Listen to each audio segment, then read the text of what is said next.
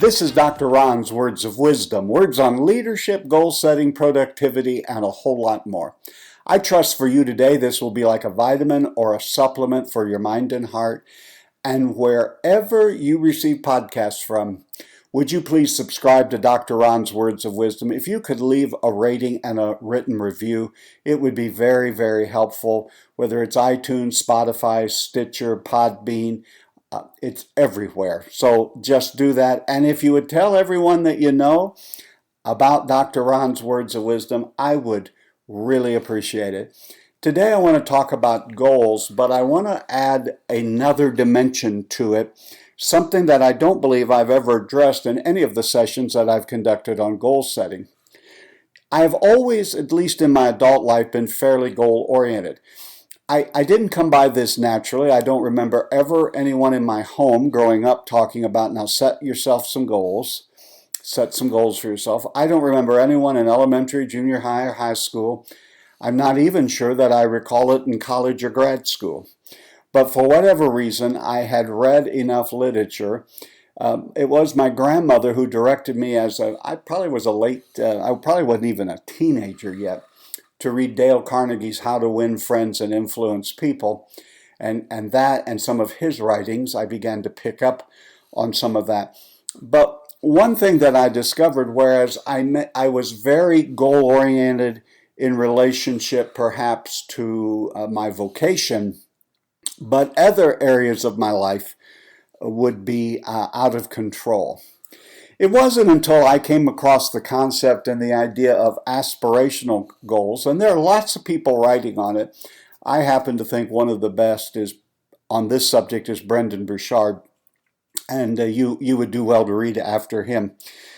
The idea is that aspirational goals are a little different than the other kind of goals. They're not pie in the sky, but they are things that are right at the moment beyond your reach. You don't even know, by breaking it down, exactly how you're going to reach it, but it's something you aspire to. There seems to be something that God has placed within the human spirit that we all aspire to something. We all want to be someone. We all want to do something. Yet, though I was goal-oriented in some areas of my life, for instance, my health was totally out of control. But when I started thinking about aspirational goals, I noticed one thing. Even if I wasn't able to quite get to what that aspirational goal was, I discovered that it lifted every area of my life. All of my adult life I have suffered with, I haven't suffered, I've just ignored my weight and my health. And in the last 2 years, I've lost about 66 pounds. I exercise regularly, something I was never able to do, and I've tried. I was on every diet known to mankind. I laughingly say in my adult life, I lost 500 pounds and gained 600 back over the years. I didn't even really particularly have a goal on lose X amount of pounds. I just had an aspirational goal that I wanted to be in my 60s in the best health of my adult life. I discovered what were the actions that healthy people do, and I began to imitate them. So that I do cardio 5 to 6 days a week. I do strength and resistance 2 to 3 days a week. I am continually moving. I make sure that I stand regularly and don't just sit and continue in the sedentary lifestyle that is mine. So I just want to do a bit of review. Everyone knows about the SMART goals. When you're setting goals, the S stands for specific. What specifically is it that you want to do, want to have, want to achieve, want to be? You can't just say, I want to have $1 million by tomorrow. I want to be a best-selling author today. You're going to have to break that down and be a little more specific. I want this or that. Measurable. The reason you'll know it's specific is, can you measure it? Because if it's not measurable, how will you know when you've accomplished it and you've reached it? Attainable is it in your power to accomplish it? Probably at this late stage in my life, I ought not to have a goal or even an aspiration to be an astronaut. It may be very reasonable for you to have that aspirational goal or to have that goal. Also, probably at this stage in my life with my body mass, I'm probably not going to be a ballerina or join the ballet. It has to be something that's attainable. It has to be relevant. And I don't really like the word relevant there. What I would rather say is does it fit within your values and your bigger picture objectives? That's what makes it relevant. Meaning, is it going to help move everything in your life in a particular direction? And is it time bound? Too many people are going to get around to something someday. Someday is not on the calendar. Today is all you have. So to hold yourself accountable, you need to set a time. Now we time bound on when it just gives you a sense of urgency that you have to keep moving, you have to keep working. Let's talk for a moment though. Let's elevate this a little bit, turn the heat up a little bit, and let's talk about some aspirational goals. Right now, whether you're driving your car, you're at the gym, you're at home, or wherever you may be listening to this podcast, there's something beating in your heart that you really would desire. That there is something almost mystical or magical about having a goal or two that are aspirational in nature. You know, an aspirational goal defies logic sometimes in that right now, today, you cannot see a specific path to achieving that goal when you set it. Meaning, I'm going to be the largest practice of whatever it is you do in the country or the world.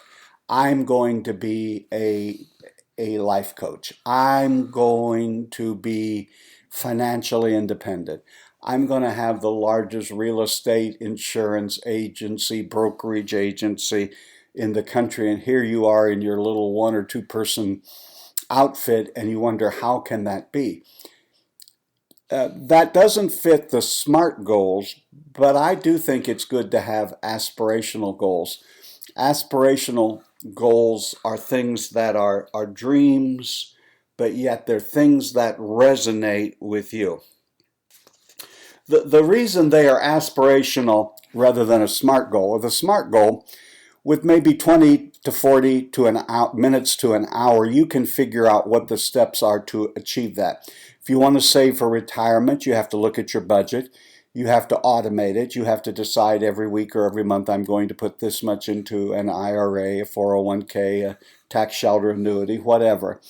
I'm going to do that, and you can kind of set target dates for when you're going to do that. An aspirational goal, for instance, to have this dream come true, would be a little harder in 20 to 40 minute to an hour increments of just figuring out what your next steps are. You may not even be able to explain it right now, but it is a dream, an aspiration that you have in your heart.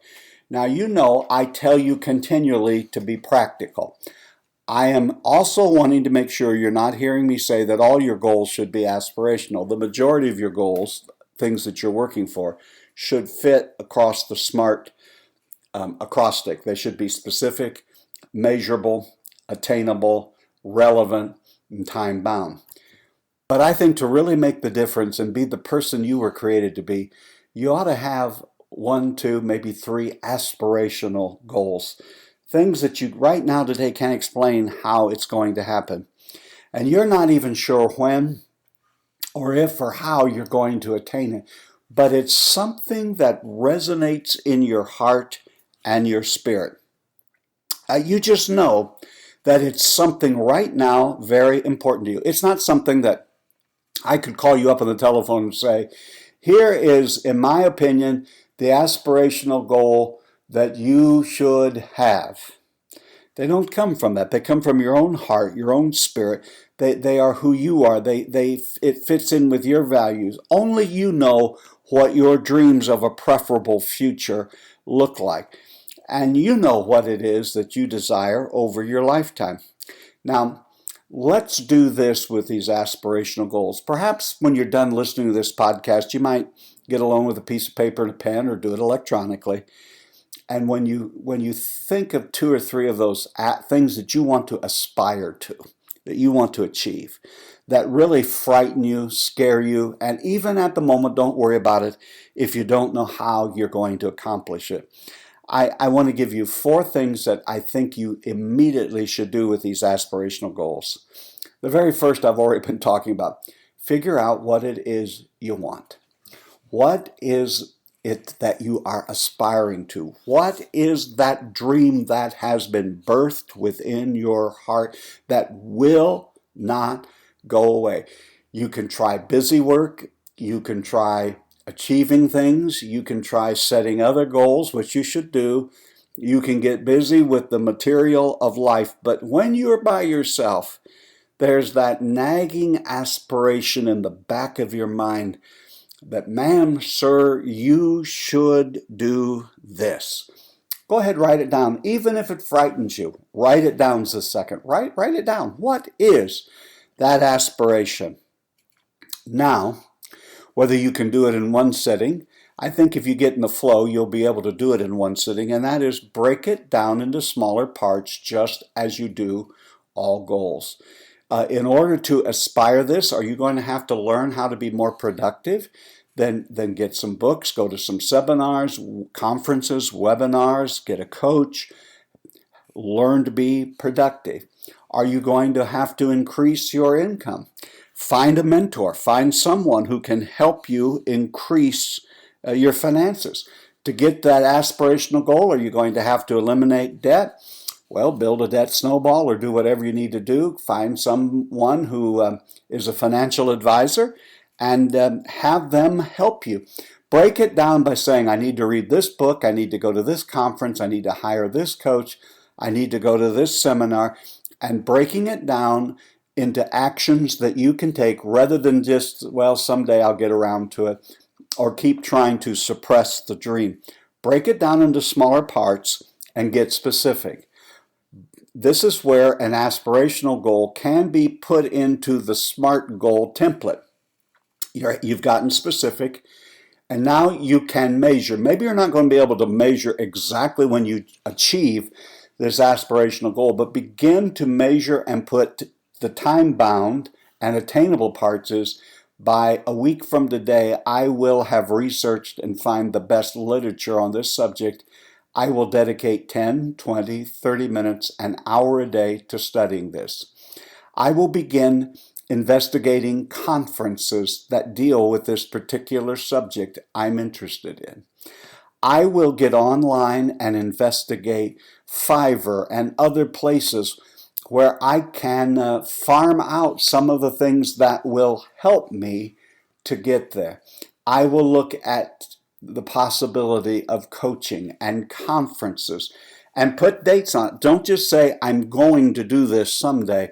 Put a date, put it on your calendar, allot a block of time, whether it's 20, 30, 40 minutes, an hour, and say, for that block of time, I'm going to research literature, conferences, mentors, coaches, people who have done what it is I'm desiring to do, and break down and begin to understand what has to happen in order for me to get to that place.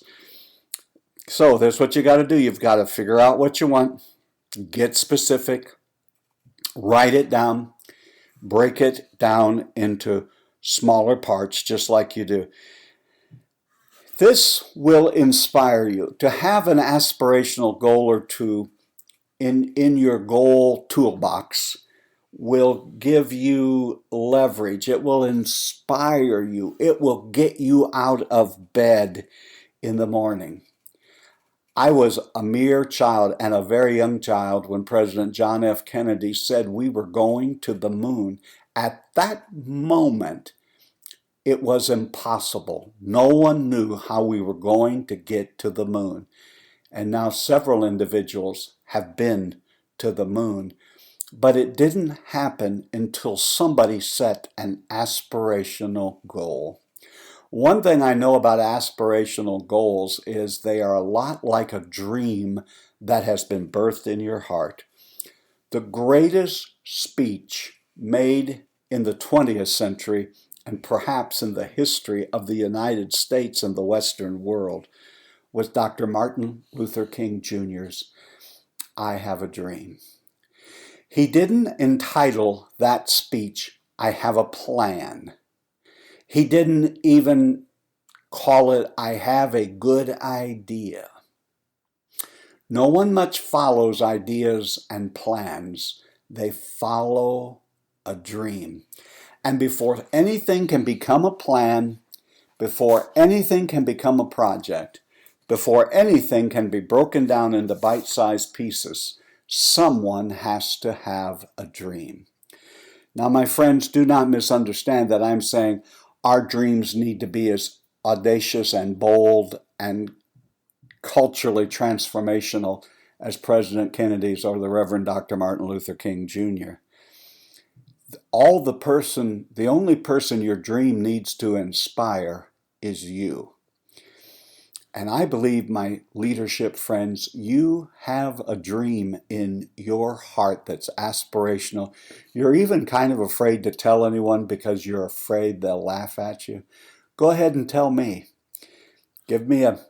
Contact me in some way, and I will pray for you, encourage you, and cheer you, because what's going to change our world is not just leaders, but aspirational leaders.